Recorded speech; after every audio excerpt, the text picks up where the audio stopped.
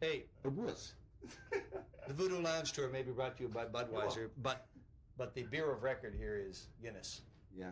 It's- And we have two men here, Terry Yes. and myself, who Over will Guinness. say, why didn't they sponsor? They do supply everything I want. Did you miss the road? Did it? Yeah, before we came on? Yeah. Yeah, but we all kept our hand You in. did your own. Charlie did his own, Yeah. Keith did his own, Mick. Yeah, we love to keep the old chops together, keep the fingers. But that your own is so very different from what this is. Because you can scale down and you can go into places, you know. Oh, yeah. Well, we did the RPM. I actually played there with my band and we enjoyed it. Me and Bernard Fowler, he was in my band. Yeah. It was great. It was good for you to get out and do your solo effort. Oh, it's do your wonderful, band. yeah. Always. It gives you freedom. Of expression, yeah. Even some days when you get out of bed and you feel like you don't want to work, as soon as you get in front of that audience, you wake up and you feel inspired. And now it's just magnified, about 800 times when you go on the road with the Stones. But is it the same buzz as the RPM with your band as Oh, was yeah. coming out here? Same nerves, same buzz, same highs. Affects the music, charges it back again. Yeah, you got to give your best every night. When did you know that this tour was going to happen? What told you? Not any announcement or anything. What told you that it was going to happen? Vibe in the air between the boys, and when there's two meetings on something that is something serious. It's a big gonna deal. happen. Yeah, we had two group meetings like there's going to be a tour, and it could last a year and a half. And I said, how about 12 years? And there's a good possibility of that too. You just have to take a break from time to time. Yeah, you do. For yourself. I mean, none of us are getting any younger, as you've probably noticed, but the only difference now between when we're touring today and yesteryear is that we just have a few more days off between gigs, and it's hard on Mick to do like 3 in a row, for the old voice, but he's got a tough voice and he's been handling it. I really don't think people understand the physical side of all of this. I No. mean, you don't do as much movement as Mick might, but it takes so much from you. It's up here as well. Yeah. It's mental, like remembering those chords and there's a break there. Oh, I've just missed it. Oh no! And everything gets magnified if you make a little mistake to yourself. You think, oh no, everyone's noticed. I look a fool. But on, retrospect after the show, everyone, as long as they have a party, which is what the Stones gigs are all about, and they hear some good music, the best that we're capable of doing at that time, then that's all we can do. Is a Rolling Stones concert a concert or is it a celebration? Some sort of victory? It's an event that hopefully will end as a victory for us being proud to give them what they hopefully wanted, What is it that an audience collectively, because individually everybody wants different things from you. An audience of 60,000. Yeah. The thinking changes. Well, I just saw that at Woodstock. Somebody watching Porno for Pyros. No, Crosby, Stills and Nash leading into the Rollins band, leading to Porno for Pyros. The same audience. So they come collectively for you. You are the reason why they're there. Except we didn't have Salt and Pepper as well. Yeah. That was a strange one, wasn't it? Yeah, I know. How did they go? They did. Good. They did. Good luck to them, It's good. You don't mind for smoke. Go. You do that, I'll do this. Thanks then. Right. Of course, the rumor of the weekend was that you were going to show up on Saturday night, either collectively or individually, at Woodstock. Well, I heard on the radio that Keith was playing and I was playing, Yes. and we went, wow, where did they get that from? We didn't have the time to get up there, although we would have loved to, but I mean, the day off is a day off, and we appreciate, let's just rest today to get ready for tomorrow's Yes. gig. No, didn't tell anyone we were going there.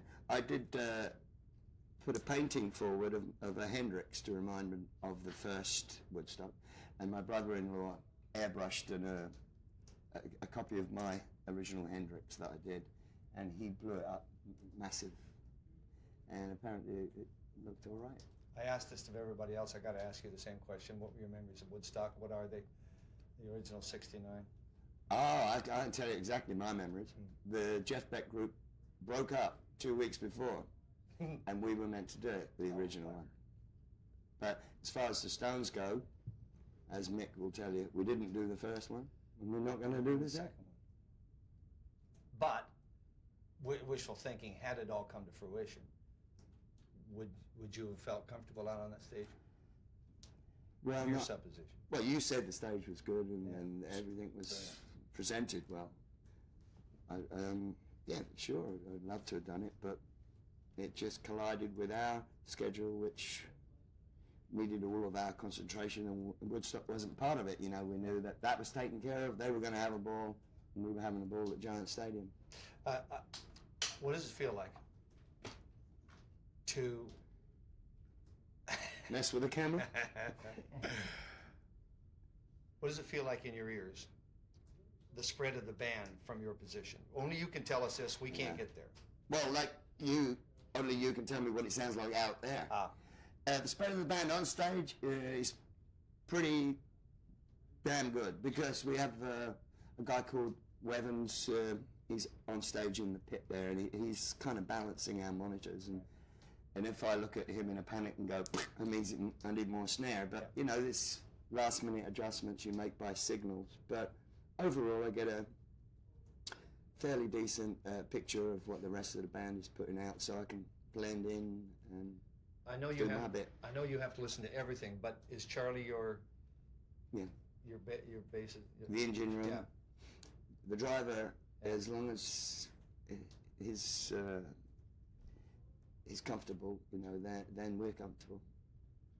I never knew the power that two guitars really had on a band. I think I took it for granted, two guitars, until I saw Mr. Dillon one night, and G.E. Smith was breaking in another guitarist, and he was going to leave the tour, so there was two guitars in his music. And did Bob know about this? I bet he did. Yeah, it did. And it was an amazing concert, quite an amazing concert. And then I realized that they support each other, they drive the band. But an old establishment like Keith and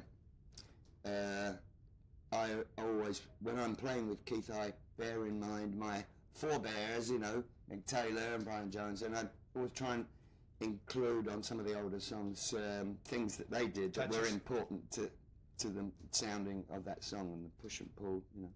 When you made up the master list in rehearsal in Toronto, did you push for certain songs that everybody? Yeah, we all said. What did you say had to be there? Parachute Woman, Ventilator Blues,